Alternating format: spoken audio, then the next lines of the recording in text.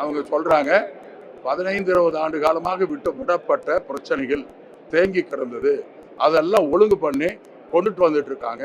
2 விடப்பட்டிருக்கலாம், அதையும் சரி பண்ணுவதற்கான நடவடிக்கை எடுக்கப்படும் என்று தஞ்சாவூர் போயிருந்தப்போ மாண்பு முதலமைச்சர் அவர்கள் அறிவித்தார்கள். அதையும் நீங்க கவனிக்கணும். ஏறத்தாழ 90% நிறைவேற்றப்பட்டு விட்டது. அந்த 10% சில பிரச்சனைகள் இருக்கிறது, அதை சரி பண்ணுங்கிறதுக்காக நடவடிக்கை நாங்கள் எடுத்துக்கொண்டிருக்கோம். நான் அடுத்த கூட்டத்துக்கு வரும்போது நான் அந்த பட்டியலை வச்சுக்கிறேன், டிக் பண்ணிடுறேன். வேணா நான் 2-3 மணி நேரம் நடக்கும், முடியும்னா இருந்து கேட்டுப்போம். இல்லை, இது இப்போ நான் என்ன சொல்கிறேன், அதை சரின்னு நாங்கள் சொல்லலை, அந்த மாதிரி தவறு நடக்கூடாதுன்னு தான் நாங்களும் சொல்கிறோம். ஆனால் ஒரு சட்டம் ஒழுங்கையே அதை வச்சுக்கிட்டு நீங்கள் கணக்கு போடக்கூடாது. யாருமே பயந்துகிட்டுலாம் இல்லை. எங்கே நீங்கள் ஈரோடு டவுனுக்குள்ளே போங்க, யார் பயந்து நடுங்கிட்டு இருக்காங்க? அந்த மாதிரி யாரும் இல்லை. நாங்கள் தான் உங்களை பார்த்து பயந்துக்கிட்டு. அதனால் அந்த மாதிரிலாம் இல்லை. நீங்கள் இன்னும் சொல்ல போனால் எங்கேயாவது ஒரு சம்பவம் 2 சம்பவத்தை வச்சு லாண்ட் ஆர்டரே இப்படி இருக்குங்கிறத நீங்கள் கணக்கிடக்கூடாது. போய் மற்ற மாநிலங்களை பாருங்கள், அந்த மாநிலத்தில் என்ன நடக்குதுன்னு பாருங்கள். சட்டம் ஒழுங்கை கணக்கிடுவதற்கென்று ஒரு வழிமுறை இருக்கிறது. எனவே இந்த 2 இடத்துல நடக்கிற பிரச்சனையை வச்சுக்கிட்டு நீங்கள் சொல்லக்கூடாது, மொத்தம் கணக்கிட்டு பாருங்க. இதுக்கு முன்னாடி இருந்த ஆட்சியில் என்ன நடந்தது, இப்போ என்ன நடந்திருக்குன்னு கணக்கிட்டு பாருங்க, மற்ற மாநிலத்தோடு ஒப்பிட்டு பாருங்க.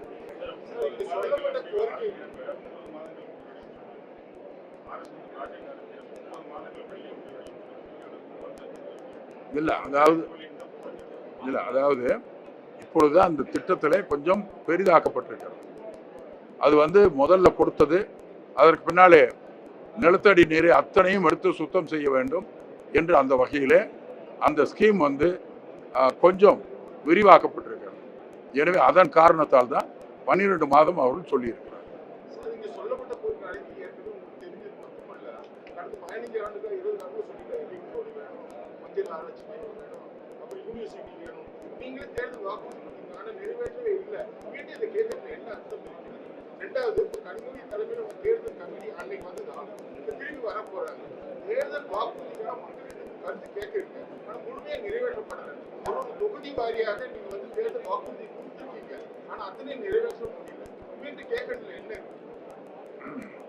எதிர்கட்சிகளே பரவாயில்லன்னு நினைக்கிறேன்.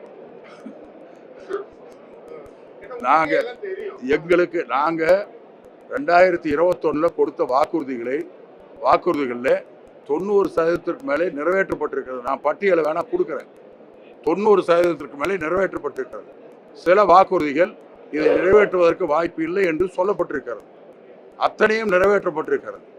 எனவே அதற்கு மேலே என்ன செய்ய வேண்டும் என்பதற்காகத்தான் இப்பொழுது இந்த தேர்தல் வாக்குறுதியை கொடுப்பதற்காக. அது மட்டுமல்ல, இன்றைக்கு கேட்பதிலே அர்த்தம் இல்லை என்று அர்த்தம் இல்லை. இதில் அவர்கள் என்ன எதிர்பார்க்கிறார்கள்? நாங்கள் ஒரு ஸ்கீமை போடுறோம், அந்த ஸ்கீமில் வேறு என்ன மாதிரி இருந்தால் சரியாக இருக்கும், உங்களை சந்திக்கிறோன்னா என்ன கேள்வி மட்டும் அல்ல, ஏதாச்சும் ஆலோசனை வரும்னு நம்புகிறோம். அது மாதிரி தான் அவங்கள நாங்கள் இப்போ கேட்குறோம். அவங்க அருமையான ஆலோசனை கொடுத்துருக்கிறார்கள், கேள்வி மட்டும் சொல்லலை.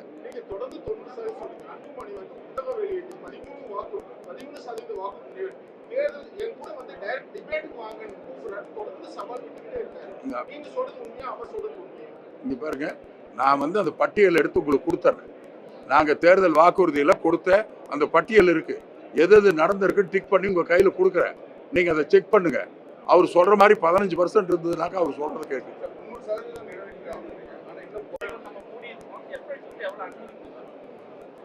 டாஸ்மாக் கடைகள் ஏறத்தாழ ஒரு 500 மூடப்பட்டிருக்கிறது. FL2 பெரிய அளவில் கொடுக்கல, என்கிட்ட கணக்கு இல்லை. இல்லை அடுத்த இதில் வேணா நான் சொல்றேன், இத்தனை கொடுக்கப்பட்டிருக்கேன்னு சொல்றேன்.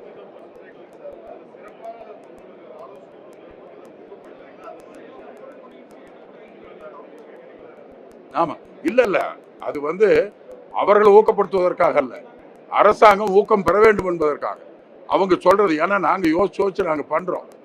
இருந்தாலும் ஃபீல்டில் இருக்கிறவங்க, நீங்க நாம போய் பார்த்து இதை செய்யணும்னு நினைக்கிறத விட ரோட்ல நடந்து போற ஒருத்தர் சொல்றது அதை விட அதிகமா இருக்கும். இவங்க அவங்க ஃபீல்டில் இருக்கிறவங்க, அந்த தொழிலில் இருக்கிறவங்க, இதையெல்லாம் அவங்க பார்த்துக்கிட்டு இருக்காங்க. அதனால அவருடைய ஆலோசனையை நாம் பெற வேண்டும் என்பதற்காக செய்கிறோம்.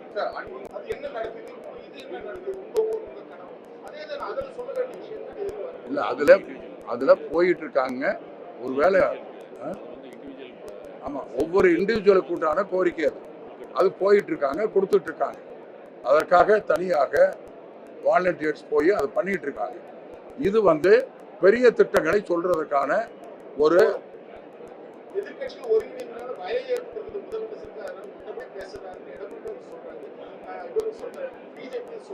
ஏங்க நாங்க எது பதில் சொன்னா கூட பயந்துட்டு சொல்றோம்னா என்ன அர்த்தம்?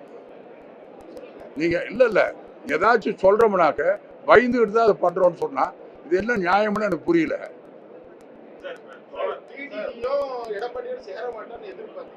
நாங்க அப்படியெல்லாம் எதிர்பார்க்கவே இல்லை.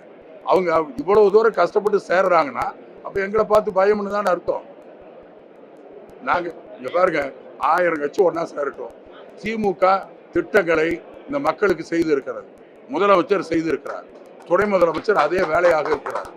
அதனால நாங்க அதை நம்பி இருக்கிறோம். நாங்க பயப்பட வேண்டிய அவசியம் இல்லை. மக்கள் தெளிவா இருக்காங்க. நாங்க எங்களால் முடிந்த அத்தனை வேலைகளையும் நாங்கள் செய்திருக்கோம். இதை விட திட்டங்கள் யாரும் கொண்டு வர முடியாது. அவ்வளவு திட்டங்களை தினம்தோறும் கொண்டு வந்து கொண்டிருக்கிறார். அதை பார்த்து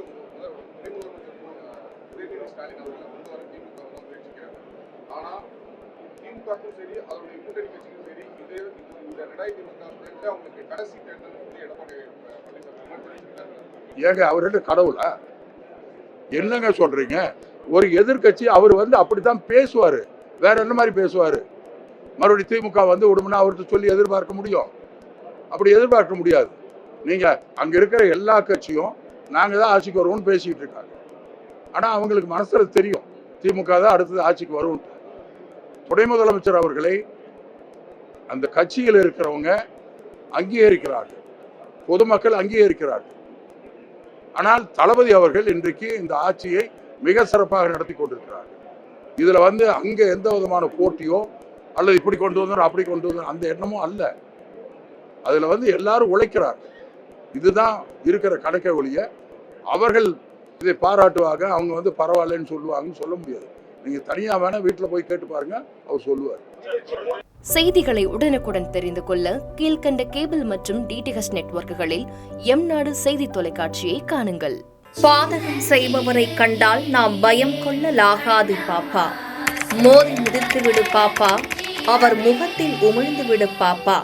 அண்மை செய்திகளை உடனுக்குடன் தெரிந்து கொள்ள இணைந்திருங்கள் எம்நாடு தொலைக்காட்சியுடன்.